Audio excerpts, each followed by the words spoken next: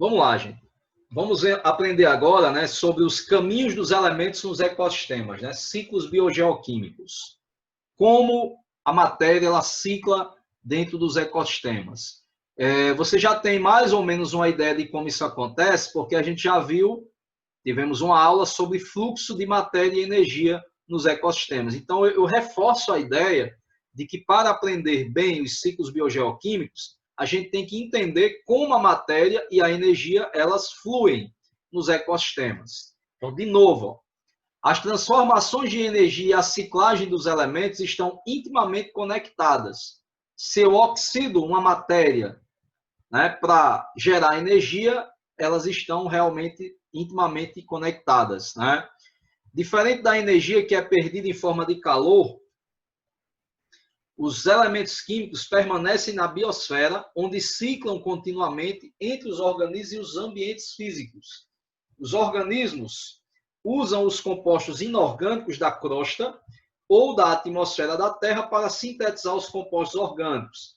A gente pode ter aí fotossintetizantes que usam CO2 da atmosfera ou organismos quimiosintetizantes que usam minerais da crosta terrestre, né? Minerais do solo ou de rochas, né? Nesse caso, né, os organismos usam os compostos inorgânicos da crosta ou da atmosfera da Terra para sintetizar os compostos orgânicos, mas, uma vez assimilados em formas biológicas, são reciclados de novo e de novo pelos organismos antes de serem perdidos para os sedimentos, correntes e lençóis freáticos, ou ainda escapar para a atmosfera como gases, né? Ou seja, a matéria está sempre ciclando. Pode ser para a água, pode ser para a formação de sedimentos, de rochas, né? Ou escapar para a atmosfera na forma de gases. Embora a energia solar assimilada pelos autótrofos seja nova energia recebida de fora da biosfera, porque está vindo do Sol, né? A maior parte dos materiais nutritivos assimilados pelos autótrofos já foi utilizada antes. É muito injusto, por exemplo, eu digo assim, injusto, mas é questão de princípios, né? De educação mesmo, se a família foi educada, se a pessoa foi educada em uma família que preza pela cremação, por exemplo. Eu vi o Neil deGrasse, né, o Neil deGrasse, né, dando uma entrevista dizendo que não queria ser cremado ao morrer, porque ele achava injusto, ele passou a vida inteira consumindo plantas, consumindo proteína animal, consumindo matéria vinda da Terra, né, do nosso planeta, e aí cremar seria pegar uma quantidade de matéria e liberar muita energia rapidamente, né, pela cremação. Então ele queria ser sepultado, né, enterrado, e aí, né, a decomposição iria promover um retorno da sua matéria em outras formas de vida, né, em plantas, por exemplo, que serviriam de alimento para animais. Então seria uma forma de ciclar, de estar sempre vivo como matéria em outras formas de matéria. Então, o Neil deGrasse é fantástico, né? Pessoal, aqui a gente tem um esquema que mostra como esses materiais podem ser ciclados no ambiente, né? Nós temos os processos geológicos, que são mais lentos, e temos os processos biológicos, que são mais rápidos, né? Vamos imaginar aqui... Ah, legal, Ju. Legal. Eu já tenho uma visão um pouco diferente no tocante a isso. Eu gostaria de ser sepultado em um local onde tivesse uma árvore frondosa, né, uma sombra legal, tal. Eu estaria vivo ali naquele tronco, naqueles galhos, naquela folha, como nutriente para essa própria planta, né? E aí dá uma ideia de continuidade, né? Eu estaria continuando em outras formas de vida, entendeu? Essa é a minha ideia de ciclagem. Mas é legal também, porque no caso da cremação, fazer uma joia com as cinzas, né? É como se você estivesse sempre presente ali. É como não, né? Você está sempre presente ali na família, né? Bom, e aí, no caso, né, essas formas, elas podem ser orgânicas ou inorgânicas, né? As formas inorgânicas são geralmente gases, né, ou minerais que a gente encontra na atmosfera, no solo, na água ou nas rochas sedimentares, né? Na atmosfera existe um gás, que é o CO2, que ele pode ser facilmente assimilado pela fotossíntese para que bactérias, plantas e algas consigam fazer fotossíntese e produzam matéria orgânica, ou seja, formas orgânicas de matéria. Através da cadeia alimentar, os animais eles são impelidos, né, a utilizar essa matéria orgânica e eles passam ao longo da cadeia alimentar, eles morrem, né, também, gerando detritos que são aproveitados pelos micróbios ou micro-organismos decompositores. Né? E esses detritos, eles também podem passar não só por processos biológicos, como a decomposição, mas pode ser que alguns detritos escapem do processo de decomposição e entrem num processo geológico, né? Um processo que é mais lento. Né? E esse detrito ele vai ser basicamente fossilizado, gerando aí compostos orgânicos inacessíveis. A matéria orgânica encontrada no petróleo, no carvão mineral, na tufa, no óleo, né? Então, como é que esse composto orgânico ele é inacessível? Ele está ali nas profundezas do oceano ou em jazidas de petróleo no subsolo, rodeados por rochas selantes, né? E aí é inacessível. Você tem que estabelecer uma via de prospecção para tirar esses combustíveis aí, extrair petróleo, extrair carvão e assim por carvão mineral e assim por diante. Daí, então, o que vai acontecer? Para que esse composto orgânico inacessível ele seja devolvido à atmosfera, ao ambiente, eu tenho que provocar ou uma erosão, não que eu provoque, mas que ela aconteça, ou a queima de combustíveis fósseis, né? E essa queima de combustíveis fósseis devolve, né, boa parte desses compostos inorgânicos para o solo, para a atmosfera, para a água, para os sedimentos. Né? Lembrando também que existe, né, a desassimilação, a liberação de CO2 de volta para a atmosfera por processos biológicos, como a respiração, a excreção, lixiviação ou lixiviamento, né, lavagem do solo, para tirar boa parte desses minerais e devolverem às camadas mais profundas do solo, ao lençol freático, por exemplo.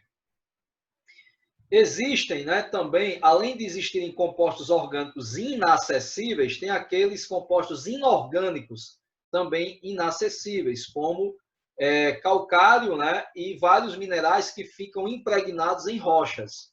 O que eu vou fazer com a rocha? Eu vou esperar que ela sofra um intemperismo, uma erosão, ou que ela, né, simplesmente ela vai se degradando, se desgastando e chegando, né, esses minerais, esses compostos inorgânicos ao solo ou à água. Eu vou formar uma rocha sedimentar para ciclar esse composto inorgânico. Eu vou prender o composto inorgânico na rocha quando eu formo uma rocha sedimentar. Então, respirar é uma forma de devolver compostos ao ambiente. Assimilar por meio da fotossíntese, quimiossíntese é uma forma de permitir a entrada do composto químico no sistema biológico, né?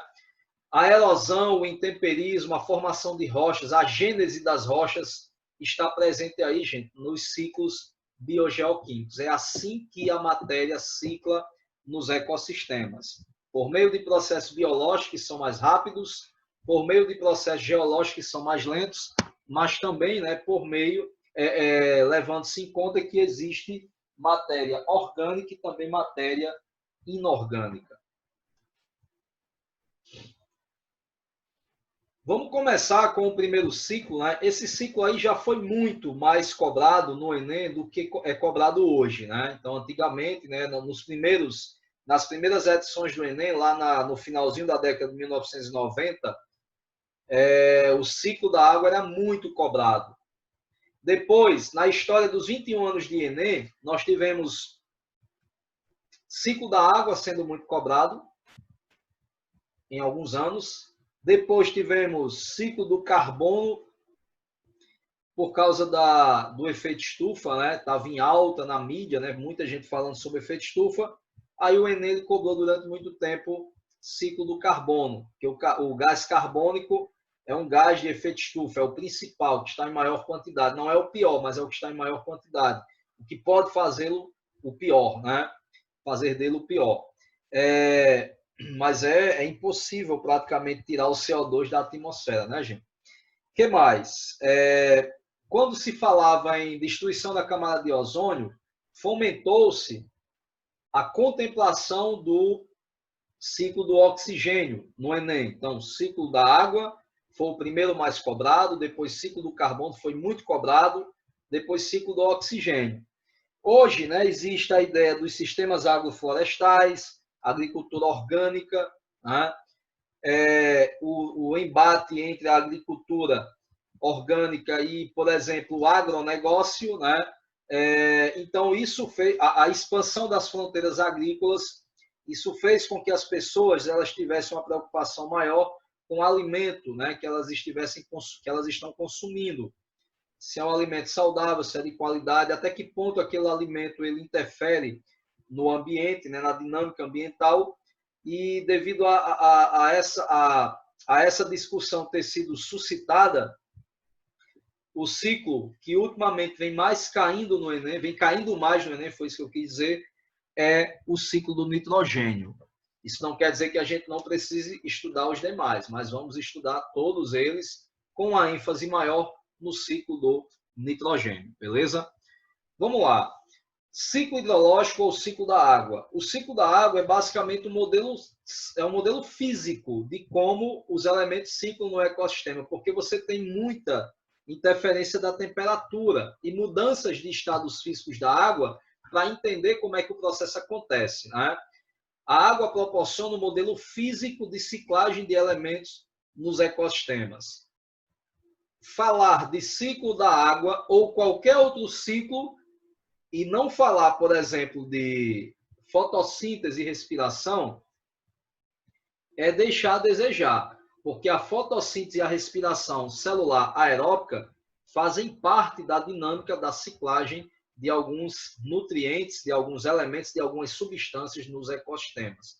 Tudo bem que o ciclo biogeoquímico ele envolve, por exemplo, elementos químicos, mas alguns ciclos são tão importantes, algumas substâncias químicas são tão importantes que a gente trata o ciclo dentro da análise por meio da substância química e não do elemento.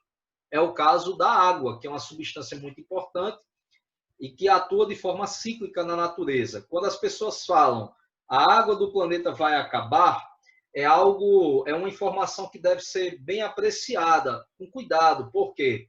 Porque a água ela atua em nosso planeta de forma cíclica. Então não tem como ela acabar basicamente, né? Já que ela está sempre sendo ciclada. O que pode diminuir realmente, gente, é a disponibilidade de água potável, água boa, própria para consumo humano na natureza, né? A gente pode ter uma diminuição dessa disponibilidade hídrica, mas, né, a água acabar seria um raciocínio um tanto descabido, já que a água está sempre sendo ciclada. Lógico, a gente pode ter diminuição dessa ciclagem quando a gente tem, por exemplo, uma supressão vegetal, a supressão da vegetação em alguns biomas, como as florestas tropicais úmidas, né?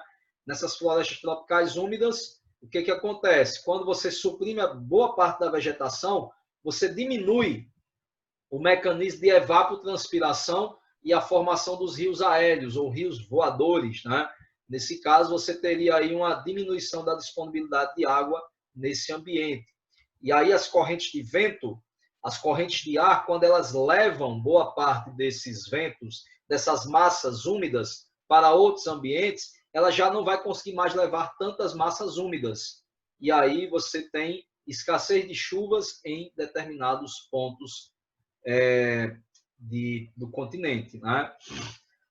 Então, a água está envolvida quimicamente na fotossíntese, mas a evaporação, a transpiração e a precipitação determinam a maior parte de seu movimento através dos ecossistemas terrestres. Repito, a água na fotossíntese ela é reagente e ela é produto. Então, a água no processo fotossintético é muito importante. Isso aqui é a equação, né, gente? É a equação que representa o processo metabólico fotossintético. É uma equação. Ela simplifica, mas já dá para perceber que nessa simplificação você tem, basicamente, né, a água participando do processo. Mas é importante lembrar que, apesar da água ser muito importante na fotossíntese, a evaporação dessa água, ou seja, a sua conversão em vapor, a mudança do estado físico da água, do estado líquido para o estado de vapor é importante. A transpiração que envolve essa mudança de estado físico também é importante. E a precipitação é uma forma de devolver a água aos ecossistemas. Precipitação. Essa precipitação pode ocorrer de forma no estado líquido, né? Chuva, neblina. Essa precipitação pode ocorrer no estado sólido, geada, flocos de neve, placas de granizo, né? Então você pode ter a precipitação também por meio desses estados físicos, né? E a evaporação também é importante para levar essa água para outro patamar, né? Para grandes altitudes. E lá em cima ocorrer a condensação. Por isso que a gente fala que o ciclo hidrológico é um modelo físico, porque a todo instante no ciclo da água você está observando mudanças de estados físicos da própria água. Olha aqui, ó, por exemplo, olha que bacana, né? Falar disso aqui, ó. A energia solar que entra no ambiente, ela aquece a água. A energia solar aquece a água, imagina a água dos oceanos, dos lagos, dos rios, dos mananciais. E aí essa água ela absorve boa parte dessa energia, ela está líquida, o que acontece? Ela passa para o estado de vapor, né? Ela evapora. Gente, o vapor d'água tem muita energia nele, tem muita energia potencial, né? Energia potencial é aquela energia que poderá ser convertida em outras formas de energia, né? E aí essa energia potencial ela vai ser liberada pela condensação. Repare que a gente tem duas mudanças de estados físicos. Você tem a energia solar entrando na água, aquecendo a água, promovendo a sua evaporação, mudando a água do estado líquido para o estado de vapor. E assim, a molécula de água que está na água líquida, quando ela absorve energia, ela guarda essa energia como energia potencial e vira vapor, né? Essa energia potencial vai fazendo com que esse vapor de água, que tem muita energia potencial, quando ele chega em camadas mais altas da atmosfera, ele se depara com temperaturas mais baixas e há trocas de calor. Geralmente a energia passa do corpo de maior quantidade de energia para o corpo de menor quantidade de energia. Então, o vapor de água tem muita energia potencial, ele vai perder boa parte dessa energia para o ar, para as moléculas de gases que se encontram ao redor, em camadas mais elevadas. Então, eu tenho uma condensação, uma liquefação, né? Nessa condensação, o vapor de água passa para o estado líquido. E aí eu tenho liberação da energia potencial. Só que essa energia potencial poderá ser liberada sob a forma de radiação infravermelha. O que quer dizer isso? Quer dizer que o próprio vapor de água também ele participa do efeito estufa, né, gente? Porque ele está liberando radiação infravermelha. Radiação infravermelha está na forma de onda de calor, né? Então, nessa situação, você pode ter aí, no caso, o vapor de água interferindo também no efeito estufa. Mas é melhor ter água do que não ter, né, gente? Lembrando que o efeito estufa é um processo natural, é um mecanismo natural. A preocupação que foi levantada nos últimos tempos, nas últimas décadas, é que a quantidade de CO2 que está sendo liberada na atmosfera ano após ano, ela é uma quantidade que, para hoje, não é tão exagerada, mas daqui a alguns poucos séculos, algumas poucas décadas, você tem aí basicamente CO2 sendo liberado numa proporção que deveria ser estimada para alguns séculos. Então, dentro de poucas décadas, eu tenho muito CO2 sendo liberado numa quantidade que deveria ser liberado em alguns séculos, algumas centenas de anos, né? Você tem aí, em poucas dezenas de anos, você tem muito CO2 sendo liberado, da Revolução Industrial até hoje, né? Então, há uma preocupação muito grande, porque por mais que exista a resiliência ambiental é a capacidade que o ecossistema tem de se recompor mediante uma condição desfavorável, mas essa resiliência ambiental ela não pode ser utilizada como eu diria, uma desculpa para devastar mais, para poluir mais, né? porque todo o ambiente tem sua capacidade de suporte, né? Inclusive no nosso planeta. Isso é uma das máximas ecológicas mais importantes. Vamos lá, vamos fechar aqui, né, com o ciclo hidrológico da água, ou ciclo hidrológico ou ciclo da água, que é a mesma coisa. A água está lá na atmosfera em estado gasoso, em estado de vapor. O que vai acontecer com essa água? Ela vai descer, ela vai entrar na Terra, né, por meio da chuva. Então, há uma condensação do vapor de água e há uma precipitação. Essa precipitação ela pode ocorrer sob a forma de forma líquida, né, chuva mesmo, ou sob a forma sólida, neve, gelo, né, granizo, flocos de neve. Gente, então essa água vai para onde? Vai aos oceanos e rios, pela chuva, e vai também ficar na forma de gelo, lá nas geleiras, nas calotas polares, né? Muito gelo, muitas geleiras ali. E, basicamente, né, com o aumento da temperatura do ambiente, o que pode acontecer? A geleira pode derreter, essa água ela vai escoar e infiltrar-se no solo, formando os lençóis subterrâneos, que tem uma conexão direta também com a água de oceanos e rios. Né? Então, você já começou a fechar o ciclo. Boa parte da água presente em mananciais e boa parte da água também presente no solo, principalmente na superfície. Veja, por exemplo, aqui na cidade, choveu bastante ontem. Hoje já apareceu um sol um tanto tímido. E aí, o que acontece? Essa água que está na superfície, nas poças d'água que se acumularam nas ruas após as chuvas de ontem, hoje essa água vai evaporar. Muitas vezes a gente reclama que o calor, né? Pô, choveu ontem, hoje está tão quente, né?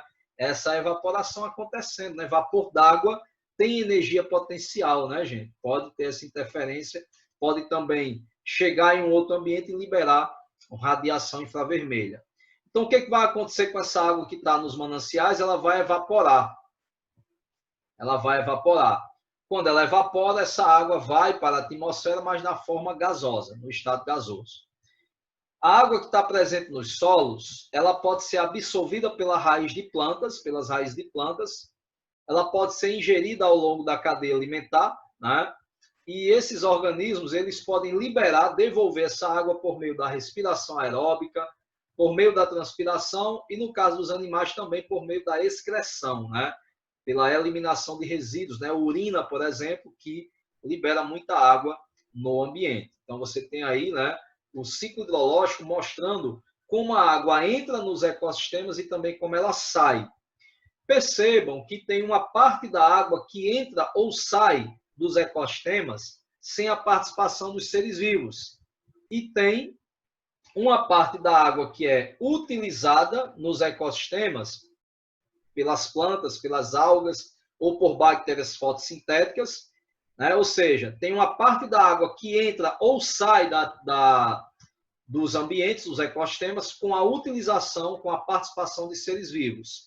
Gente, o ciclo da água que ocorre com a participação dos seres vivos, ele é chamado de grande ciclo da água. O ciclo da água, quando seus eventos ocorrem sem a participação dos seres vivos, nós temos aí o pequeno ciclo da água, ok? Aqui, por exemplo, ó, nós temos aqui alguns numerozinhos, né? Isso aí, esse número geralmente é em gigatoneladas. Por exemplo, por ano, há uma precipitação de 111 gigatoneladas de água sobre a Terra. 71 gigatoneladas evaporam e também são devolvidas à atmosfera por meio da transpiração. Cerca de 210 mil gigatoneladas, né, corresponde ao conteúdo de água das rochas sedimentares nas camadas mais superficiais da Terra. Né? Aí você vai ter, por exemplo, evaporação da água do mar, 425 gigatoneladas. É mais do que precipita, é mais do que cai. E a gente sabe que boa parte dessa água que evapora vai gerar um movimento, né? Ó, 425 gigatoneladas menos 385 que entram por meio da chuva no mar são devolvidas, né? Através dos rios voadores, né? Na verdade, através das massas úmidas, né? Vapor de água atmosférico está presente ali 13 gigatoneladas, movimento líquido de vapor de água pelo vento, né? As 40 gigatoneladas, que é a diferença entre água que entra no mar e água que evapora do mar, né?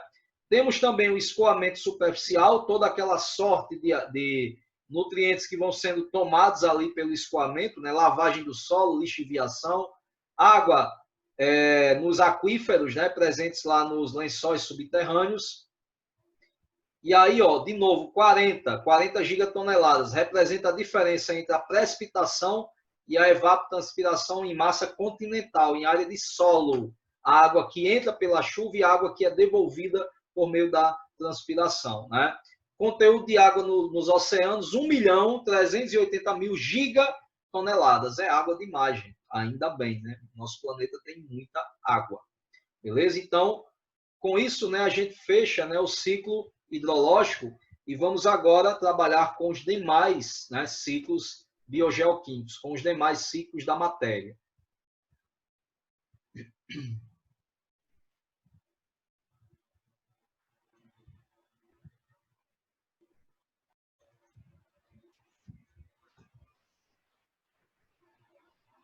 Bom, então, como a gente viu aí o ciclo da água, né, tem o ciclo da água ele tem uma semelhança, né, com o ciclo do carbono, que é o ciclo que a gente vai ver agora, né? O ciclo do carbono ele está intimamente ligado ao fluxo de energia através da biosfera. Por quê?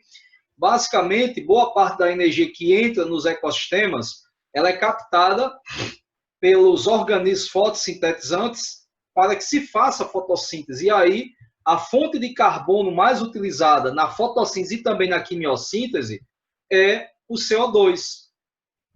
Então, a gente vê aqui, por exemplo, que uma forma do carbono entrar nos sistemas vivos é por meio da fotossíntese. Uma forma de devolver o carbono à atmosfera pelos seres vivos é por meio da respiração celular. Reparem que eu coloquei aqui as duas equações, eu só não coloquei aqui a luz, né?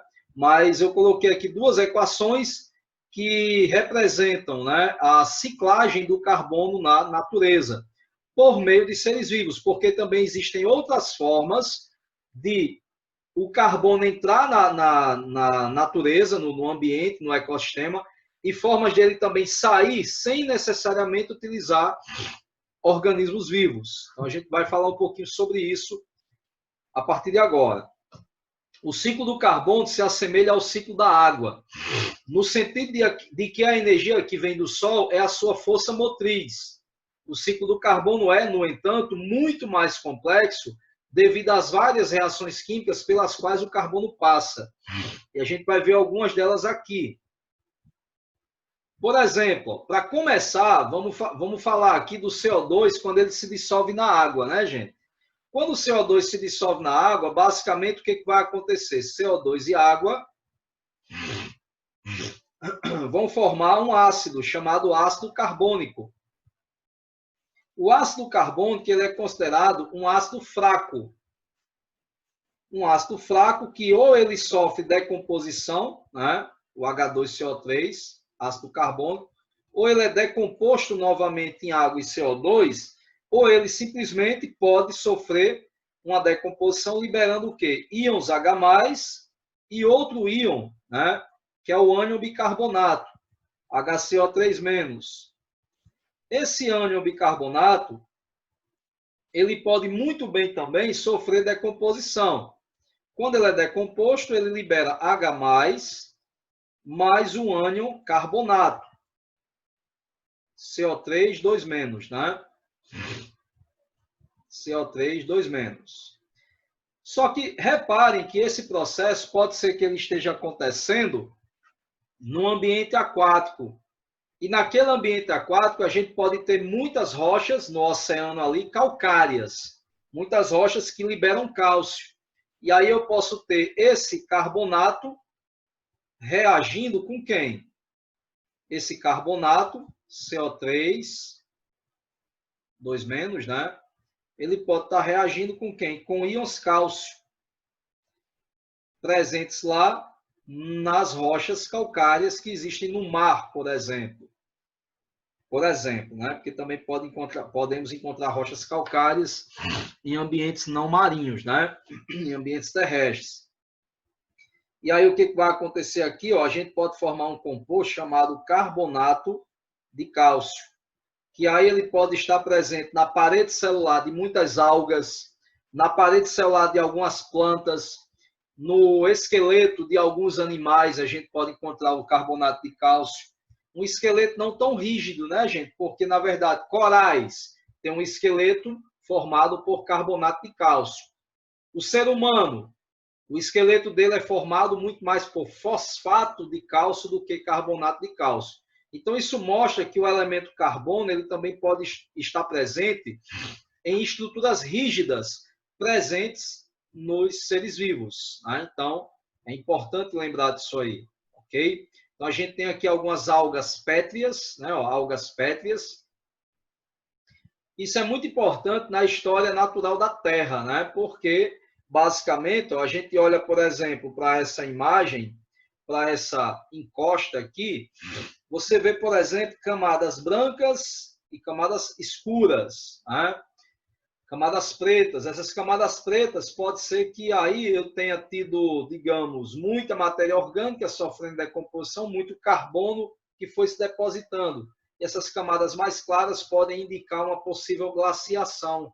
Então, essas rochas aí vão mostrando, por exemplo, a deposição de sedimentos, a deposição de carbono, de matéria orgânica ao longo do tempo, né?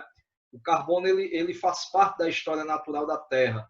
As jazidas de combustíveis fósseis se formaram há cerca de 380 milhões de anos, no período carbonífero, quando possivelmente ocorreu aquele choque entre um asteroide e a Terra, e aí muitas florestas elas foram soterradas pelos terremotos que ocorreram em decorrência desse grande impacto, e aí muitos organismos, ao invés de sofrerem decomposição, fossilizaram. Até porque seria muito difícil sofrer decomposição se o planeta Terra estava em chamas também, né? Com tsunamis, com incêndios acontecendo, com terremotos, com catástrofes, devido a esse choque com o asteroide, boa parte dos micro-organismos decompositores eles se esvaíram da superfície terrestre, dificultando a ocorrência de decomposição. Em alguns tipos de hábitat, como nos sedimentos alagados de pântanos ou brejos, o oxigênio não está disponível para servir como um aceptor final dos elétrons na respiração aeróbica. E aí algumas arqueias ou árqueas que vivem nestes sedimentos anaeróbicos desenvolveram a capacidade de auto-oxidar o carbono orgânico quando o oxigênio não está disponível. Então, eu posso ter carbono ali na matéria orgânica, naquele manguezal, naquele pântano, naquele brejo, sob a forma de um álcool, como é o caso do metanol, CH3OH. E aí, quando ocorre uma oxidação desse álcool, desse metanol, por meio de arqueias, organismos procariotos muito parecidos com bactérias, né? Essas arqueias são chamadas de arqueias metanogênicas. Por quê? Gênico vem de gênesis, formação. Então, essas arqueias poderão formar metano, gás metano, né? Então, por isso que elas são chamadas de metanogênicas. Elas formam metano, o metano tem carbono, também libera CO2 e libera água nesse processo, né? Lá ocorrendo aí nos pântanos. Então, essa aí, gente, também é uma forma de ciclar o carbono na natureza, né? Produção de metano. Só que assim, ó, esse metano, vocês têm uma ideia, uma molécula de gás metano retém calor aproximadamente 25 vezes mais do que uma molécula de CO2, de gás carbônico. Se o CO2 é um gás estufa, o metano é um gás estufa 25 vezes mais potente do que o CO2. Retém muito calor. Então, é preferível queimarmos o metano para liberarmos CO2 na atmosfera do que liberar diretamente o metano, né? Então, isso aí é uma preocupação muito grande quando a gente libera muito metano na atmosfera. É melhor utilizar o metano, que trata-se de um gás estufa, né? É um gás inflamável, né? Como se trata de um gás inflamável, é melhor utilizarmos o metano, queimarmos o metano para liberarmos CO2 do que liberarmos diretamente o metano, ok? Então vamos lá, né? Vamos falar um pouquinho sobre esse ciclo. Primeiramente, né, a maior parte de carbono, uma grande parte do carbono que está na natureza se encontra na atmosfera. Nem é, digamos, o gás mais abundante da atmosfera, mas a gente sabe que uma boa fração, né, está lá na forma de CO2 atmosférico. Quantidade que, em percentual, se a gente comparar, por exemplo, com nitrogênio, é pouco, né? Só o nitrogênio já ocupa quase 80% da composição de gás da atmosfera. Então, é muito CO2, mas ainda assim não se compara, né, de longe ao nitrogênio gasoso. Então, CO2 atmosférico pode ser capturado, pode ser fixado com a ajuda da enzima rubisco por bactérias que fazem quimiossíntese ou fotossíntese. Então, bactérias fazendo quimiossíntese podem fixar CO2. Essas mesmas bactérias podem devolver esse CO2 à atmosfera por meio de alguns processos. A própria respiração celular também pode acontecer e devolver o CO2 à atmosfera. Lembrando que a fotossíntese também é um processo metabólico pelo qual o CO2 entra nos sistemas vivos. E aí plantas, né, algas conseguem realizar fotossíntese fixando esse CO2. Esse carbono que agora está no corpo do vegetal, ele pode passar ao corpo do animal por meio da cadeia alimentar. E ambos os organismos, por meio da respiração, eles devolvem o CO2 para a atmosfera. Além disso, né, alguns organismos que morrem escapam da decomposição, gerando fósseis, ou sofrem decomposição, liberando, né, o carbono de volta para a atmosfera. Aqueles resíduos orgânicos, aqueles detritos que não sofrem decomposição, eles fossilizam, geram combustíveis fósseis. Como é que eu devolvo o carbono do combustível fóssil? O nome já diz tudo, né? Combustível. Eu vou promover a combustão do combustível fóssil, vou queimar o combustível fóssil de modo a liberar o carbono, né, para a atmosfera, né? Então, a gente assim fecha o ciclo do carbono.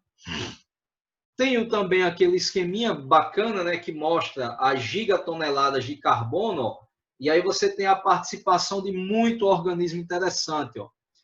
Metanogênese, ó, menos de 1% do carbono que está na Terra é produzido no gás metano, na metanogênese, menos de 1%. Desculpa, 1% não, gente, o que eu quis dizer foi 1 gigatonelada, porque esses números aqui estão expressos em gigatoneladas. 640 gigatoneladas de carbono presentes na atmosfera, sendo liberados por atividade vulcânica, uma pequena parcela. A atividade vulcânica, gente, é um processo natural e ela contribui para o efeito estufa. Mas a gente percebe que a queima de combustíveis fósseis libera mais CO2 do que a própria atividade vulcânica, né? A respiração de organismos, a respiração dos seres vivos é capaz também de liberar uma grande quantidade de CO2 na atmosfera, metanogênese uma pequena fração.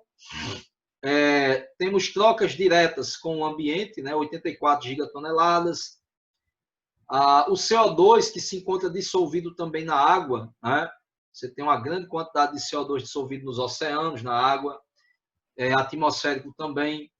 Sedimentos, né? Rochas sedimentares também concentram, calcário, por exemplo, dolomito, tem muito do carbono que está presente no ambiente, está presente também em rochas, né? Aí o que pode acontecer? Essas rochas podem ser dissolvidas, intemperizadas, erodidas e liberar parte desse carbono para o ambiente.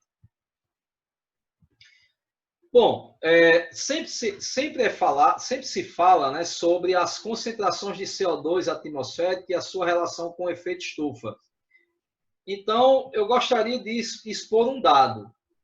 Esse dado não é uma tentativa de desacreditar o efeito estufa, porque ele existe realmente, né? O aquecimento global não é uma farsa. O planeta Terra está se aquecendo, sim. E ele sempre se aqueceu, né? O efeito estufa é muito importante para manter o planeta Terra aquecido. Como eu disse a vocês, todo esse alarde é por causa da quantidade de CO2 que está sendo liberada na atmosfera em um intervalo de tempo que é um intervalo de tempo relativamente curto. Algumas décadas, um século, por exemplo, eu liberar CO2 em um século, em um século, eu liberar a quantidade de CO2 na atmosfera que seria estimada para 3 séculos, por exemplo, é liberar muito CO2 em um intervalo de tempo relativamente curto, né? Então, não é um fácil aquecimento. Lógico que existe todo também um viés político por trás disso, né? Se determinado político ele foca mais em industrializar um país do que em preservar, ele não é bem quisto, né, por boa parte da população. Ao contrário que ele pode ser bem quisto por parte daquelas pessoas que aspiram ser o quê? Empresários, empreendedores, industriais, talvez, né? Mas assim, é muito dividido, né? A opinião é muito dividida a respeito disso. Embora a maioria das pessoas foquem, né, realmente na preservação do ambiente, né? As concentrações de CO2 na atmosfera têm diminuído. Na verdade, elas têm diminuído desde o início da era paleozoica, mas a gente está comparando séculos com eras, né? Então, há de se ter cuidado com essa análise. Se as concentrações de CO2 na atmosfera têm diminuído desde o início da era paleozoica, por que então tanto alarde? Olha aqui, gente. Há 500 milhões de anos, a concentração de CO2 na atmosfera, há 500 milhões de anos, era quase, né, era 20 vezes maior do que existe hoje, do que o CO2 do presente. Era muito mais gás carbônico, muito mais. O que existe hoje é isso aqui, certo? É isso aqui. Então, por que tanto alarde? É porque a gente está falando de milhões de anos atrás, né? Então, 1 representa o CO2 atmosférico da atualidade, 1. E aí, basicamente, se a gente pegar aqui um intervalo de tempo pequenininho estou falando de milhões de anos, se a gente pegar um século, a projeção, o aumento, né, a estimativa é que isso aqui aumente absurdamente dentro de poucos séculos. E isso pode fazer com que as pessoas se preocupem mais em deixar o planeta sem estar tão aquecido para as gerações futuras. O ambientalista pode ser que ele tenha uma proposta dentro de um viés político, mas aquele ambientalista mais apaixonado, ele realmente ele é bem altruísta, porque ele se preocupa muito mais com as gerações futuras do que viver num planeta bom agora, né? Mas deixar o planeta bom para as futuras gerações. É pensar de forma sustentável, né? Então, o alarde é esse, a questão de comparação de era com séculos. Dentro de um século, dentro da Revolução Industrial para cá, 1, 2, 3 séculos, nós temos aí basicamente muito CO2 estimado, né, liberado, o que era estimado para ser liberado em alguns milênios, digamos. Aí a pergunta, o que causou esse rápido declínio do CO2 atmosférico? Repare, 500 milhões de anos, o CO2 começou a cair. Vocês têm alguma noção do que fez esse CO2 cair? De 500 milhões de anos para cá, para a atualidade? O que teria feito esse CO2 diminuir? Alguém tem uma ideia? Eu tenho. Pessoal, há 500 milhões de anos surgia na Terra um grupo de seres vivos extremamente importante. Eram as plantas. As plantas surgiram há aproximadamente 500 milhões de anos. E isso aí realmente, né, já propôs um sequestro de carbono mais eficiente. Só que antes de eu explicar isso aqui, eu vou explicar rapidamente o que é esse sequestro de carbono, certo? Vamos lá. Nós temos aqui o CO2, deixa eu colocar aqui, ó, CO2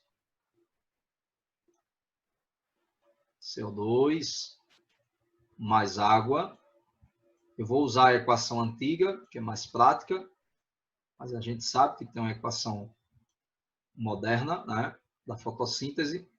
Então, eu tenho aqui CO2, água, energia luminosa, sendo utilizadas para produzir o quê? Glicose glicose mais oxigênio, certo? Glicose mais oxigênio. Na verdade, carboidrato mais oxigênio. Quando esse carboidrato, quando a planta precisa de energia, esse carboidrato vai ser oxidado rapidamente na respiração celular aeróbica. Então, o carboidrato aqui vai ser oxidado. Vai ser oxidado. Como é um processo aeróbico, né? Depende que tem a participação do oxigênio gasoso, vai ocorrer liberação de CO2, água e ATP, energia. A minha pergunta é, quando a planta fez esse processo aqui de cima, que é a fotossíntese, produziu carboidrato e oxidou esse carboidrato, liberando CO2 e água para obter energia, eu posso dizer que isso é um sequestro de carbono? Não. Fazer fotossíntese, per si, não é um sequestro de carbono. Porque, repare que o CO2 acaba sendo devolvido à atmosfera. Ele acaba sendo devolvido novamente à atmosfera, então, nesse caso, ele volta para a atmosfera. Então, não sequestrou carbono. Perfeito, foi devolvido. Renato, então, temos que fazer uma reserva. Temos que pegar esse carboidrato e jogá-lo em uma reserva, por exemplo, de amido. Aí sim vamos sequestrar o carbono. Será? Porque quando eu pegar esse amido e quebrá-lo, eu vou liberar novamente glicoses, que serão oxidadas para que a planta obtenha energia, ATP, e novamente o CO2 encontra-se sendo devolvido à atmosfera. Então, reserva de energia, reserva de amido não configura um bom sequestro de carbono, certo? Afinal de contas, como seria adequado esse sequestro de carbono? Seria o seguinte, pegar esse carboidrato simples e gerar a partir dele polissacarídeos ou carboidratos complexos, polissacarídeos estruturais. Porque esses polissacarídeos estruturais, como é o caso da celulose, substâncias como pectina, lignina, né? Esses polissacarídeos estruturais, eles ficarão retidos, presos, sequestrados no corpo da planta. E eles só sairão dali caso a planta morra, sofra decomposição, aí o carbono é devolvido realmente à atmosfera, ao solo também uma parte, a água, lençol freático, ou se eu queimar a matéria orgânica que está ali presente, né? Se eu queimar, realmente eu vou ter uma devolução do carbono para a atmosfera. Então, polissacarídeo estrutural, como a celulose, por exemplo, configura sequestro de carbono. E é isso que aconteceu a partir do Devoniano, né? O que causou o rápido declínio do CO2 atmosférico durante o Devoniano? Está aqui a resposta. Olha que coisa linda esses gráficos aqui. Ó. Você tem aqui, gente, por exemplo, volume e percentual. Você está analisando aqui, qual é o dado que está sendo analisado aqui? Conteúdo de argila. No Devoniano, o conteúdo de argila no Devoniano, cerca de 400 milhões de anos, o conteúdo de argila, só existia briófita na Terra. Aí chegaram as pteridófitas, há uns 380, 400 milhões de anos. Quando as pteridófitas chegaram, as pteridófitas de 400 milhões de anos não era uma pteridófita pequenininha, uma samambaiazinha comum como a gente vê hoje, eram árvores gigantes. Então elas se concentraram e aquelas que foram morrendo, foram sofrendo decomposição, foram aumentando o conteúdo de argila. E a argila tem matéria orgânica também, tem carbono ali. Então a quantidade de CO2 já foi diminuindo, porque muita argila se concentrou no solo. No início do Devoniano, o conteúdo de argila no solo aumentou. Se tem mais argila no solo, legal, dá para pegar mais matéria orgânica, dá para decompor e dá também para aumentar a profundidade da raiz, para buscar mais nutrientes e água no solo. Então, a profundidade da raiz também aumentou no Devoniano, há 400 milhões de anos. Se a profundidade... Gente, se a raiz ficou mais profunda, é uma raiz que ficou maior. Essa raiz cresceu. E para crescer, ela precisa de polissacarídeos estruturais. Está sequestrando carbono na raiz. A profundidade das raízes e os tamanhos de outras partes das plantas aumentaram à medida que as florestas surgiram, lá no Devoniano. O diâmetro da planta, estamos falando, por exemplo, de xilema secundário, né? O diâmetro da planta, de caules e troncos, de raízes e rizomas, aumentou. Os caules e troncos se tornaram mais grossos, as raízes e os rizomas também engrossaram, e para deixar uma coisa com maior diâmetro, eu preciso de carbono sendo sequestrado ali, eu preciso de polissacarídeos estruturais. Situações nas quais as plantas que morriam escapavam da decomposição geravam combustíveis fósseis, como, por exemplo, os depósitos de carvão mineral. O carbono foi sequestrado no carvão e nos depósitos de carbonatos, né? E aí, ó, tudo isso, esse primeiro, segundo, terceiro e quarto gráficos se coadunam com o que acontece no quinto gráfico, que expressa aqui a quantidade de CO2 na atmosfera, que desde o Devoniano, né, 400 milhões de anos aproximadamente, vem declinando, ó, caindo desde o Devoniano. Beleza? Entendemos isso, gente? Tranquilo. É uma análise bacana, né? Porque de vez em quando a gente pode pegar uma questão dessa no Enem, um gráfico desse, né? Eu acho muito massa, né, trabalhar dessa forma, né? Tentando entender os porquês, tentando fazer uma comparação, se situando no tempo, né? Fazendo uma comparação com o que ocorre hoje, bem como com o que ocorreu há alguns milhões de anos, né? Não adianta muitas vezes a gente ver o planeta Terra da ótica atual somente. A gente tem que entender a história natural do nosso planeta para entender como os eventos que ocorrem hoje, eles têm relação com os eventos que ocorreram no passado.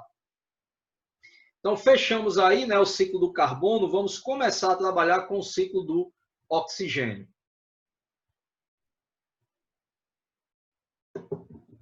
O ciclo do oxigênio é um ciclo também que já caiu bastante.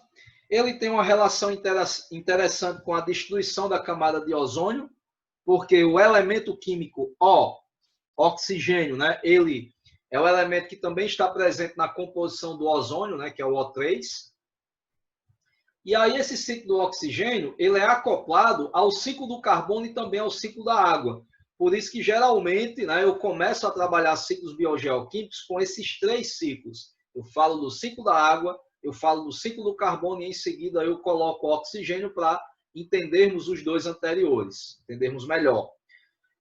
Na natureza, o oxigênio pode se apresentar de duas formas. Nas formas gasosas, né, como o gás oxigênio, que é o O2, e o gás ozônio, que é o O3, e ele também pode se encontrar associado a metais, formando os óxidos metálicos, né? As formas gasosas podem ser encontradas na atmosfera, também na água, né? Embora em camadas diferentes, já os óxidos são armazenados no solo, beleza? Vamos lá, vamos falar desse ciclo aí. Pessoal, aqui nós temos, vamos começar com o oxigênio que está lá na atmosfera, o oxigênio gasoso. Renato, mas na atmosfera também tem o ozônio. É verdade, eu sei. Vamos falar do ozônio daqui a pouco.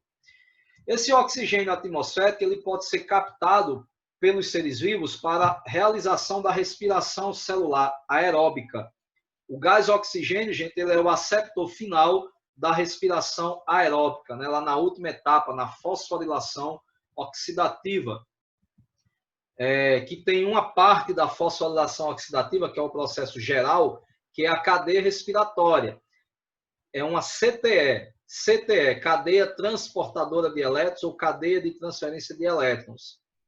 Os elétrons são transferidos de transportador a transportador, sendo que o último composto a receber o elétron, o último aceptor, o aceptor final, é o gás oxigênio, na respiração aeróbica. E como a respiração celular é um processo que ocorre em muitos seres vivos, o oxigênio torna-se um gás extremamente importante para boa parte dos seres vivos. Esse oxigênio atmosférico pode ser capturado pelos animais, né, pelos vegetais também. E a radiação solar ela pode incidir sobre o oxigênio atmosférico, quebrando a molécula também, né? A radiação solar pode ser utilizada nos vegetais, para que os vegetais realizem fotossíntese, que também pode ser feito por algas, por algumas bactérias, e essa fotossíntese ela produz oxigênio que é devolvido à atmosfera ou à água também. A radiação solar, quando ela incide sobre o oxigênio gasoso, o O2, ela pode partir, pode quebrar a molécula do oxigênio em dois átomos de oxigênio, né? O. E esse oxigênio elementar ele pode interagir com outras moléculas de gás oxigênio, O2. E aí O mais O2 gera o ozônio, que é o O3. Esse gás também está presente na atmosfera. Ele é um gás, gente, que ele consegue, eu diria, ele consegue interferir na entrada da radiação ultravioleta, então ele é importante. Ele funciona como uma espécie de filtro.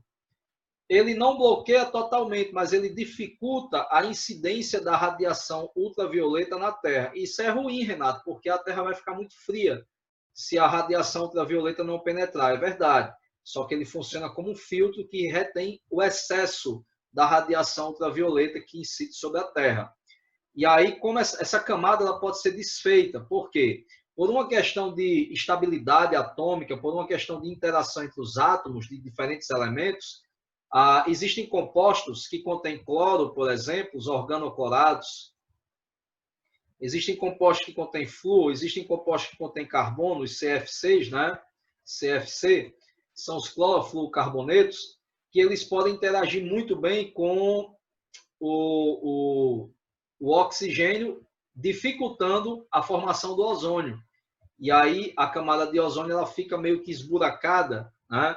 Isso faz com que tenhamos uma incidência mais acentuada, excessiva, de radiação ultravioleta, provocando aí, né, cânceres de pele, podendo provocar um aumento da mortalidade de micro-organismos do fitoplâncton e uma série de implicações, né, ambientais que não são tão desejáveis, né, pela destruição da camada de ozônio. O ozônio também pode se formar, geralmente o ozônio se forma a 50 quilômetros acima da superfície terrestre, em camadas altas. Mas assim, o ozônio também pode se formar em camadas baixas. Quando, por exemplo, está chovendo e fazendo sol ao mesmo tempo, você pode ter incidência de radiação solar, vapor de água, gás oxigênio naquela área perto da superfície terrestre, e o ozônio pode se formar ali.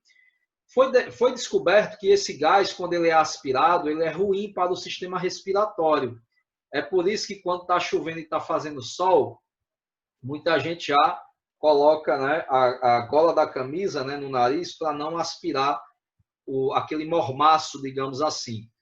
Os antepassados, nossos antepassados já faziam isso, mas ninguém sabia que era por causa do ozônio. Hoje se sabe que o ozônio é um gás que não é muito bom, não é muito bem-vindo ao nosso sistema respiratório. E aí, por consequência, por hábito, por cultura, por tradição, é comum quando está chovendo e fazendo sol e sob aquele mormaço, o gás ozônio está ali presente. Muita gente ficou doente, por exemplo, teve problema respiratório no passado, antes de saber que existia o gás ozônio, e hoje a gente sabe que esse mormaço é ruim porque ele tem muito ozônio, né? Conhecimento do passado, né, interagindo com o conhecimento do presente.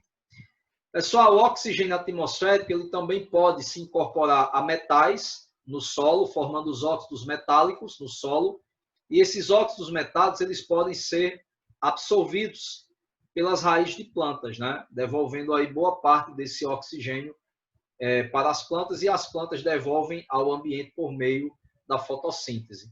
É um ciclo bem tranquilo, né, o ciclo do oxigênio.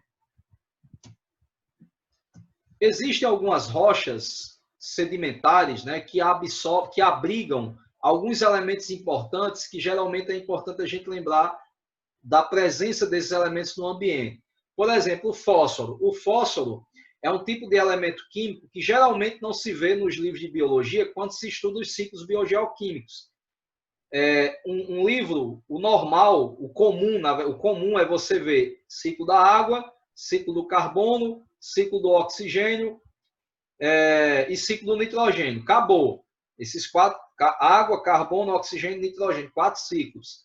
Mas existem alguns elementos, gente, que eles são relativamente importantes e eles são requeridos em até uma quantidade grande, elevada na natureza, nos seres vivos. E é por isso que falaremos um pouco sobre esses importantes elementos. Fósforo, cálcio e enxofre, né?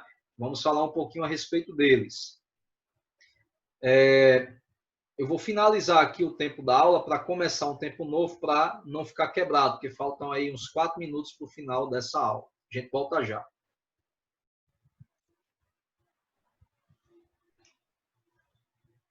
Conforme dito, né, existem alguns elementos que estão presentes na natureza em quantidades relativamente altas, né? Por exemplo, o fósforo. Para que os seres vivos precisam do fósforo? O fósforo está presente nos nucleotídeos, que compõem tanto o DNA quanto o RNA. Todo nucleotídeo tem que ter fosfato. Para ser nucleotídeo tem que ter fosfato. O fósforo está presente em várias estruturas de arcabouço, né, esqueletos, principalmente nos animais, né, nos animais vertebrados, né, fosfato de cálcio. O fósforo está presente nas membranas celulares, toda célula tem membrana, toda membrana tem fosfolipídio, então o fósforo está presente numa quantidade relativamente alta. O fósforo também está presente nos nucleotídeos que atuam na transferência de energia, como, por exemplo, o ATP. Né? Então, a gente tem fósforo, os ecólogos têm estudado intensamente o papel do fósforo nos ecossistemas, porque os organismos precisam desse elemento num nível relativamente alto. Então, por isso que vamos estudar o ciclo do fósforo. Muito tranquilo de se estudar o ciclo do fósforo. Primeiramente, né, qual é a fonte de fósforo que a gente tem mais comum nos ecossistemas? São as rochas, né, as rochas fosfáticas. Essas rochas fosfáticas, elas se encontram tanto na camada da superfície, como também na água, né, nos oceanos. Uma rocha fosfática, ela sofre um intemperismo, ela vai esfarelar também, né? E aí ela libera fosfatos inorgânicos no solo. Esses fosfatos inorgânicos que estão no solo também podem chegar à água.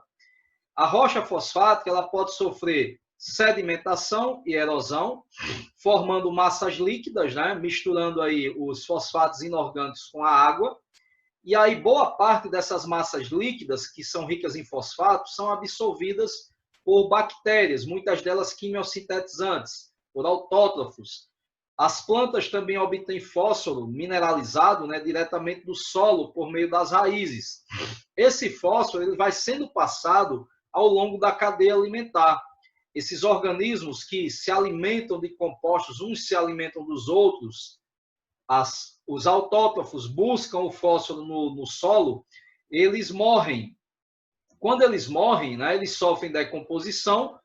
Essa decomposição gera muita matéria inorgânica que forma, por exemplo, sedimentos. Né? Os fosfatos inorgânicos do solo, eles também são liberados para as massas líquidas e de volta a formarem as rochas fosfáticas. Essas massas líquidas também podem jogar esse fósforo em camadas de sedimentos que podem estar presentes em águas rasas e profundas ou também nas zonas de ressurgência. As zonas de ressurgência são aquelas zonas onde a gente encontra um turbilhonamento da água, trazendo boa parte do fósforo que estava em camadas mais profundas para camadas mais superficiais, e o fósforo que estava em camadas superficiais, ele desce para camadas mais profundas. Temos aí um turbilhonamento, uma zona de ressurgência. Ok? Então, é um ciclo bem tranquilo, né? O ciclo do fósforo. O fósforo também está presente no famoso NPK, que é o fertilizante mais comum, né? Utilizado aí na adubação do solo, é o adubo químico. Então, o fósforo também está presente no fertilizante. E aí, basicamente, né, a gente pode encontrar 14 gigatoneladas de fósforo sendo jogadas, despejadas na água e no solo diretamente, por meio dos fertilizantes. Organismos ciclando o fósforo, utilizando ele também. Rochas mineráveis. A água doce tem um alto percentual de fósforo. Ocorre um escoamento superficial pela lixiviação, basicamente, e esse fósforo chega aos oceanos, por exemplo. Né? Existe uma ciclagem também da atmosfera sobre a Terra do fósforo e da atmosfera sobre os oceanos, né? Então, tem muito fósforo aí também tanto na massa oceânica como na massa continental. Outro elemento que também é importante, ele pode estar presente, né, em boa quantidade no ambiente, é o cálcio. O ciclo do cálcio ele é semelhante ao ciclo do fósforo em vários aspectos, né, sendo considerado um ciclo simples de depósito sedimentar, deposição de sedimentos para formar, por exemplo, rochas fosfáticas. Também há deposição de sedimentos para formar, por exemplo, rochas calcárias, né? Nessas rochas, a gente tem enormes reservatórios de cálcio. Imagine, por exemplo, a Chapada do Araripe, né? A camada de rochas que tem ali. E às vezes você dinamita, você degrada uma área daquela, você vê que tem muitas rochas ainda trazendo basicamente fósseis, né? Um registro fóssil muito intenso. Uma vez livre no solo, o cálcio é absorvido pelas plantas e por meio das cadeias alimentares é transferido aos demais níveis tróficos, né? O cálcio é muito importante na alimentação porque ele também faz parte, né, das estruturas ósseas, né, das estruturas dentárias. E aí ele pode ser devolvido novamente à atmosfera, às rochas, né, para formar novos sedimentos, formando, no caso, novas rochas. De novo, né, temos um ciclo aqui muito parecido, né, ciclos parecidos. O ciclo do cálcio é muito parecido com o ciclo do fósforo, no sentido de que a gente tem uma rocha fosfática e aqui também uma rocha calcária que será intemperizada. O intemperismo dos compostos de cálcio faz com que esses compostos migrem para oceanos e lagos. Em oceanos e lagos eu posso ter também corais que têm cálcio, poríferos, esponjas, né? E tem uma classe de esponja, tem 3 classes importantes de esponja: Desmospongia ou Desmospongia, Hexactinelida, e tem uma terceira classe chamada classe calcária, justamente porque são esponjas que apresentam espículas de calcário, né? De carbonato de cálcio. Esses animais sofrem uma lenta decomposição e aí esses compostos vão sendo devolvidos na forma de composto de cálcio para oceanos e lagos. Alguns animais, em seus esqueletos, apresentam também cálcio, né? Carbonato, na forma de carbonato de cálcio, que é devolvido também para oceanos e lagos. Ocorrerá uma absorção do cálcio por organismos autótrofos. Esses compostos de cálcio serão transferidos por meio da cadeia alimentar para os heterótrofos. Quando esses organismos morrem, sofrem decomposição, devolvendo o cálcio para oceanos e lagos e também para o solo. E aí há uma pequena absorção também do cálcio, já que ali, por exemplo, na faixa de praia, você tem solo, tem água, tem lençol freático e ali você tem o cálcio tanto se concentrando na água quanto no solo. Além disso, né, gente, os oceanos e lagos eles vão disponibilizar uma boa parte do calcário inorgânico. Esse calcário inorgânico ele pode sofrer um processo que é a dissolução parcial e outro processo que é a recristalização. Isso atua na formação de novas rochas calcárias, né? Então, esse aí é o ciclo do cálcio, muito parecido com o ciclo do fósforo. Outro elemento importante é o enxofre, né? O enxofre, por exemplo, né, ele pode estar presente no ambiente em muitas formas oxidadas e também reduzidas, sulfatos, sulfetos, sulfitos, né? Ácidos. Os organismos precisam de enxofre porque ele é constituído de 2 aminoácidos importantes, cisteína e metionina. Só que a importância do enxofre nos ecossistemas vai além disso, né? Como o nitrogênio, o enxofre existe em muitas formas reduzidas e oxidadas e por isso segue vias químicas complexas que afetam a circulação dos outros elementos. Então vamos aprender um pouquinho sobre o ciclo do fósforo, né? do enxofre. Vejam que a gente tem aqui o estado mais reduzido, que é o enxofre orgânico, e o estado mais oxidado, né? Então, o que a gente pode ter aqui basicamente? O enxofre orgânico ele pode sofrer uma dessulfidração, que é um processo anaeróbico, gerando sulfeto, né? S2-. Também pode estar presente no H2S ou em compostos sulfurosos que contêm ferro, né? Compostos de ferro e enxofre. Isso é muito importante porque esses compostos de ferro e enxofre, em muitas bactérias, eles atuam como instrumentos de transferência de elétrons, né? E quando há essa transferência, essa doação de elétrons, você tem, por exemplo, o enxofre elementar, o S, né? O elemento enxofre. É interessante lembrar também que o ácido sulfídrico ele pode ser utilizado como um doador de elétrons na fotorredução, na fotossíntese realizada pelas sulfobactérias. Esse enxofre elementar ele pode simplesmente participar de processos aeróbicos, né? Pode participar também da quimiossíntese e ali eu posso ter a geração de sulfeto, né? Ele pode ser simplesmente oxidado. O enxofre elementar S pode ser oxidado para formar sulfeto, SO3. Aí tem uma bactéria do gênero Thiobacillus, né, que pode converter o sulfeto em sulfato, oxidando-o ainda mais. Ocorrerão oxidações aeróbicas que produzirão energia, e aí o que pode acontecer com esse sulfato? Ou ele é reduzido, né, anaerobicamente a sulfeto, ou ele pode simplesmente sofrer uma redução por meio de plantas e micro-organismos, gerando novamente o enxofre orgânico que cicla no ambiente, né? Então, você pode ter de formas mais reduzidas, como no caso do enxofre orgânico, a formas mais oxidadas, como nos sulfatos. Lembrando que esses processos consomem energia e alguns deles geram energia. Então, é de se pensar que no subsolo e também nos ecossistemas aquáticos, né, nas rochas, no fundo dos oceanos, existe uma grande quantidade de enxofre, às vezes até liberado, né, nas erupções vulcânicas, e todo esse enxofre, gente, ele pode ser utilizado na geração de energia por meio de bactérias quimiosintetizantes. Suspeita-se que as primeiras formas de vida utilizavam compostos de enxofre, compostos sulfurosos, para a obtenção de energia, né? Eram basicamente organismos autotróficos, quimiosintetizantes, né?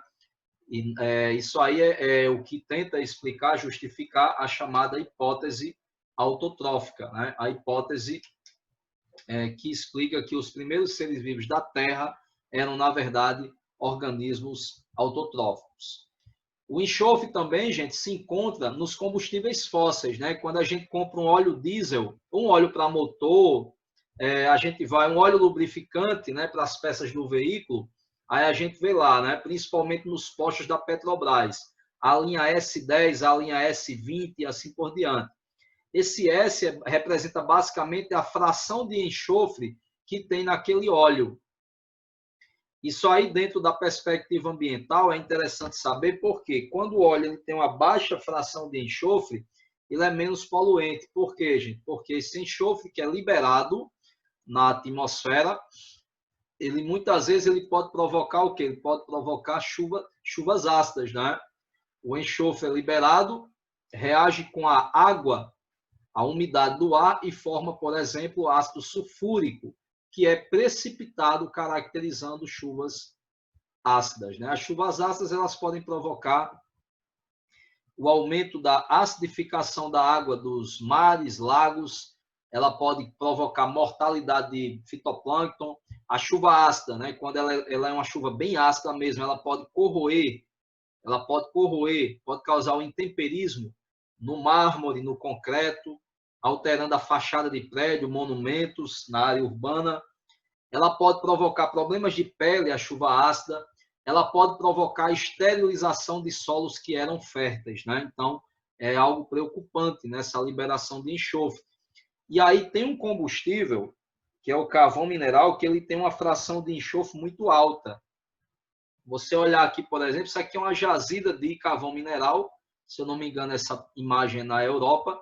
Aí você vê aqui, ó, a folhagem, né? A vegetação ela já perdeu boa parte das folhas, porque isso gera, né, quando o solo tem muito enxofre, próximo ali às jazidas de carvão mineral, o solo ele pode apresentar uma alta acidez e isso provoca seca fisiológica na planta, né? A planta ela não responde muito bem a essa alta acidez, né? Aqui mostrando alguns vermes, alguns animais chamados de vermes tubícolas, que existem no fundo do oceano que conseguem sobreviver se alimentando de compostos, né, de rochas ricas em enxofre lá no leito oceânico. Finalmente, né, gente, chegamos ao último ciclo. Hoje deu para entender direitinho como há um fluxo de matéria e energia nos ecossistemas. Na próxima semana trabalharemos, né, as relações entre os seres vivos, como é que os seres vivos eles se relacionam para manter esse fluxo de matéria, de energia, e depois fecharemos, né, com os problemas ambientais para a gente finalizar o conteúdo mais cobrado na prova do Enem. Massa, né? Vamos lá, vamos finalizar, né, com o último ciclo, né, que é o ciclo do nitrogênio. Lembrando que eu vou trabalhar posteriormente, inclusive na nossa revisão, bastante o ciclo do nitrogênio, né, porque é um ciclo que cai bastante na prova. O nitrogênio assume muitos estados de oxidação em seu ciclo através dos ecossistemas, né? O nitrogênio é um elemento químico fantástico, muito importante, né, principalmente pelo fato dele estar presente. O nitrogênio é utilizado, por exemplo, na composição dos aminoácidos. Os aminoácidos estão presentes na composição das proteínas. As proteínas são os compostos orgânicos mais abundantes da célula. As maiores moléculas que existem nos seres vivos são DNA e RNA. Essas grandes moléculas, DNA e RNA, apresentam nucleotídeos, e esses nucleotídeos contêm em sua composição o elemento nitrogênio. Existem também nucleotídeos que atuam na transferência de energia, como é o caso do ATP. Então, a gente precisa de nitrogênio para muita coisa, por isso que é um elemento muito importante. Só que assim, gente, existe um paradoxo, né? Que paradoxo, Renato? O nitrogênio, a forma pela qual ele se encontra em maior quantidade no ambiente é na forma gasosa, nitrogênio atmosférico. Quase 80% da composição de gases da atmosfera é nitrogênio gasoso. E aí, a forma pela qual esse elemento químico, nitrogênio, a forma pela qual o elemento nitrogênio se encontra mais abundante no ambiente é a forma que menos os seres vivos conseguem assimilar. É a forma menos assimilável, que é a forma gasosa. Se a gente aspirar e inspirar o ar do ambiente, 79% do ar que entrou pelas cavidades nasais é nitrogênio gasoso. Quando a gente expira esse ar, os mesmos 79% da composição do ar que entrou são os 79% do ar que saiu, é nitrogênio gasoso. A gente não consegue fixar uma molécula sequer do gás nitrogênio, né? E aí, nesse caso, é bem paradoxal, porque é um elemento muito importante, o elemento nitrogênio N, e a forma pela qual ele se encontra em maior quantidade no ambiente é uma forma que não é assimilável pela maioria dos seres vivos, pela maioria. Mas existe uma minoria que consegue assimilar o nitrogênio na forma gasosa, e é essa minoria que faz toda a diferença, né? Essa minoria que faz toda a diferença quando se trata de fixar nitrogênio gasoso. Essa minoria é um conjunto de bactérias, né? Cianobactérias e bactérias, que são chamadas de organismos fixadores de nitrogênio. Bactérias fixadoras de nitrogênio. Essas bactérias têm uma enzima chamada nitrogenase. Essas bactérias geralmente vivem nas raízes de diferentes tipos de plantas, vários tipos de plantas, mas um grupo de plantas concentra muito mais esse tipo de bactéria do que outras plantas, que são as plantas leguminosas, né? A gente vai ter aqui uma fixação biológica feita geralmente pelas cianobactérias, que eu não citei aqui, pelas bactérias do gênero Rhizobium e pelas bactérias do gênero Azotobacter. Gente, o que vai acontecer nessa fixação biológica? A enzima nitrogenase, encontrada nesses dois gêneros bacterianos e também nas cianobactérias, ela vai catalisar uma reação de redução. Vamos ter uma redução do gás nitrogênio, N2, reagindo aqui com hidrogênios, né, com H+, formando o íon amônio, ou amônia. A amônia é um composto muito tóxico. A planta assimila, absorve a amônia? Absorve, mas é um composto tóxico, né? Ele alcaliniza muito, né, a célula, então é bom que a amônia não seja tão absorvida pela planta. Ainda bem que esse processo está ocorrendo nas raízes de plantas que se encontram ali no solo, e no solo existem outros gêneros bacterianos importantes no ciclo do nitrogênio, como é o caso, gente, do gênero Nitrosomonas. O gênero Nitrosomonas é um gênero de bactérias que são aeróbicas, utilizam o gás oxigênio da camada mais superficial. Você já percebe que se a bactéria está utilizando o gás oxigênio, essa bactéria não vive numa camada muito profunda, ela vive numa camada mais superficial, que é uma camada mais aerada, mais rica em gás oxigênio. Por isso, né, que nós temos aqui, no caso, né, o gás oxigênio oxidando a amônia e produzindo uma outra forma de nitrogênio, que é o nitrito. Água, íons H+, e energia. Esse nitrito é uma forma instável do elemento nitrogênio. Então, outro gênero bacteriano, que é o gênero Nitrobacter, oxida o nitrito, também vive em camada superficial, produzindo nitrato e energia. Vale salientar, gente, que o nitrato é uma forma mais estável e é a forma mais facilmente assimilada, é a forma do elemento nitrogênio mais facilmente assimilada pela raiz da planta. A planta absorve muito bem o nitrato. Geralmente ele vem na forma de sais de nitrato, nitrato de sódio, nitrato de potássio e assim por diante. Então esse nitrato será captado pela raiz da planta. A planta vai passar esse nitrogênio, primeiro que a planta vai pegar o nitrogênio que está no nitrato e vai produzir ATP, vai produzir nucleotídeos, DNA, RNA, vai produzir proteína, essa planta vai crescer, boa parte da sua biomassa tem nitrogênio também, tem proteína, e aí o animal vem comer essa planta. Então o nitrogênio que estava no corpo da planta agora está presente no corpo do animal. Quando eles morrem, eles sofrem decomposição, e essa decomposição gera amônia. E essa amônia pode ciclar, ela pode ser devolvida ao solo ou voltar para a planta.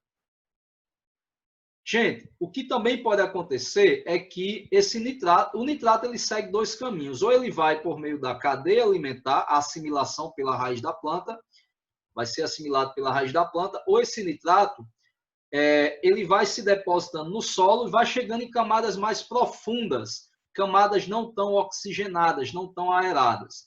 Nessas camadas mais profundas, reinam bactérias anaeróbicas. Dentre elas, existe uma espécie chamada Pseudomonas denitrificans, que é uma bactéria desnitrificante. Essa bactéria ela vai realizar respiração celular anaeróbica, ela vai oxidar carboidratos para produzir ATP, só que ao invés de utilizar oxigênio gasoso como aceptor final de elétrons, ela vai utilizar o nitrato.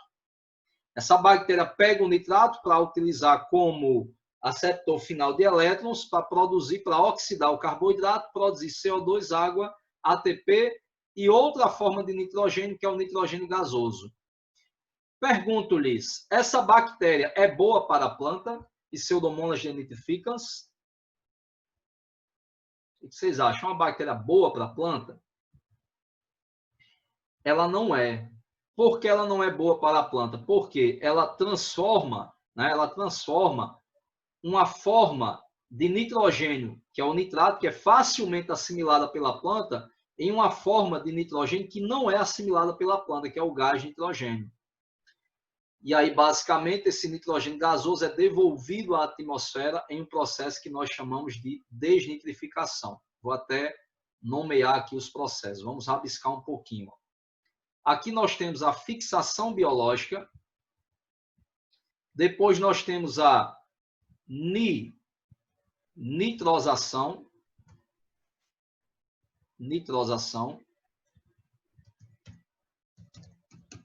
O que é a nitrosação? É a oxidação da amônia gerando nitrito. Nitrosação, certo? Essa etapa aqui. Vou botar aqui. Depois da nitrosação, nós temos a nitratação, que é a oxidação do nitrito gerando nitrato por meio da das bactérias do gênero Nitrobacter. Se a gente pegar do início, tipo, do nitrogênio atmosférico, N2, até chegarmos aqui, ó, em nitrato, o nome desse processo é nitrificação.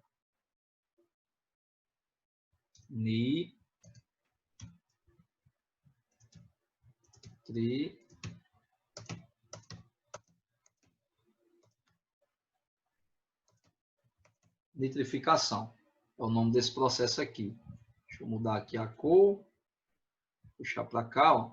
Esse processo todo aqui é a nitrificação, que é a conversão do nitrogênio atmosférico diretamente em nitrato. Não é diretamente, é indiretamente, é a nitrificação.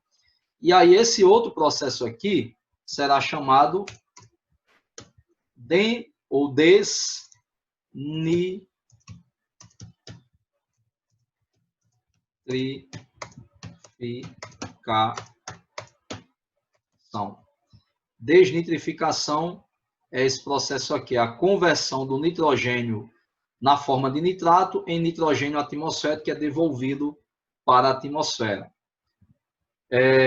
Então, temos aí o ciclo do nitrogênio, né, que é o ciclo mais importante nos últimos anos, né, tem sido cobrado bastante no Enem, que ele tem muitas implicações ambientais, e a gente vai falar um pouquinho. Esse ciclo, gente, ele também pode ter relação com a eutrofização, né, a poluição de mananciais por esgotos, porque eu posso ter, por exemplo, a utilização de fertilizantes químicos, né, adubo químico, NPK, que tem N, nitrogênio, e ele pode ser jogado aí no ambiente, no solo, pode ocorrer o escoamento superficial e boa parte desse fertilizante pode atingir também o lençol freático, a água, contaminar. Isso tem uma implicação na eutrofização, beleza? Então, eis aí o ciclo do nitrogênio, o último ciclo, né, que a gente trabalhou hoje. E deixa eu só mostrá-lo aqui também, outra imagem, outra abordagem. Aqui ele, ó. As bactérias participam de todo o processo, né? Aqui mais algumas reações, né?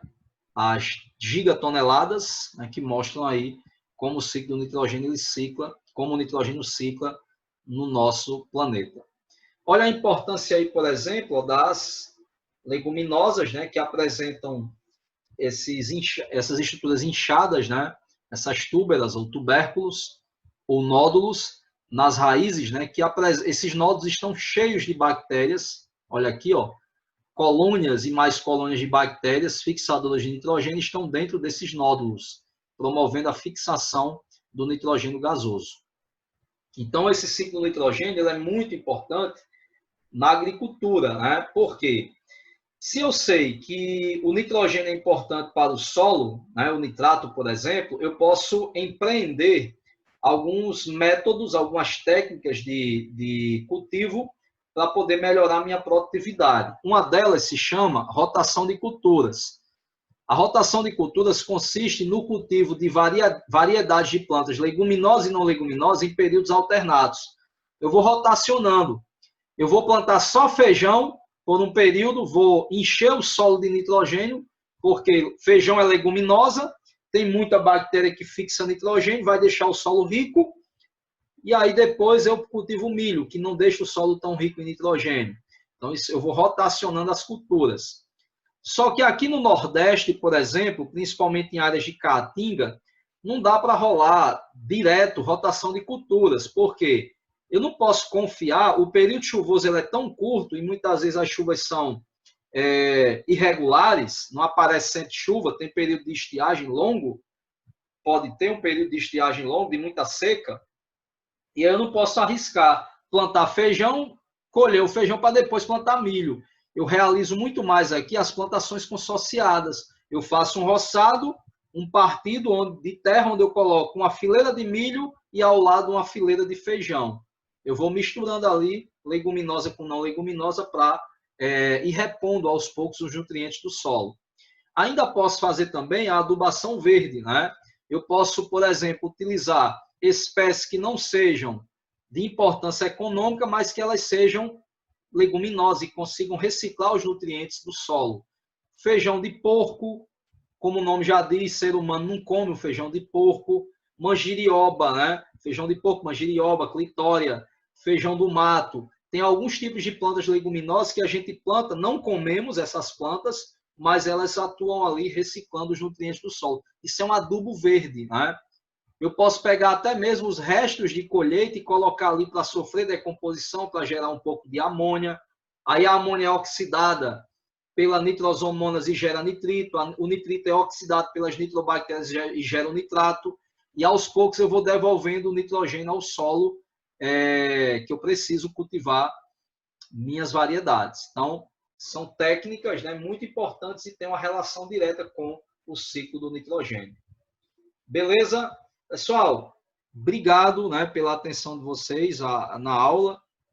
Na próxima semana a gente continua. Tentaremos fechar essa parte de ecologia, como eu disse, é o conteúdo que mais cai. O segundo conteúdo que mais cai é fisiologia. Então, a gente vai ver também essa parte de fisiologia depois de ecologia. Ok? Dúvidas?